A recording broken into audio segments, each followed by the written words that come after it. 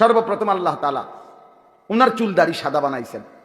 কওমের লোকেরা বহু মন্দ কিছু কইছে যে ধর্মান্তরিত হওয়ার কারণে, বাপদাদার ধর্ম ছেড়ে দেওয়ার কারণে চেহারা পাল্টায় গেছে। কিন্তু ইব্রাহিম আলাইহিস সালাম আল্লাহ তাআলার মহব্বতকে প্রাধান্য দিয়ে কারো কোনো নিন্দায় তিনি সামান্যতম প্রভাবিত হন নাই।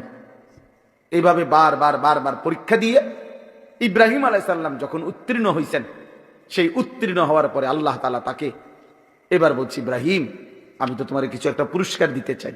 চলো ইব্রাহিম, পুরস্কার স্বরূপ আমার ঘর, কায়নাতের সর্বশ্রেষ্ঠ ঘর, আমি আল্লাহ তাআলার ঘর কাবা তোমার হাত দিয়ে বানাইতেছি।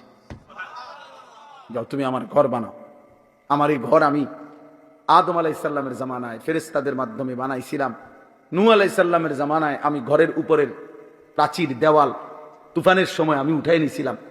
অনেক দিন হয়েছে আমার ঘরের ভিত্তি আছে নিচে, কিন্তু উপরে আর বানাই নাই। এবার তোমারে দিয়ে বানাই, তো তুমি আমার ঘর বানাও। ওয়াইদ বাওয়ানা লিইব্রাহিমা মাকানাল বাইত, আল্লাহ বলেন আমি নিজে ইব্রাহিমকে তার জন্য আমার ঘর জায়গা সম্পূর্ণ নির্ধারণ করে দিলাম।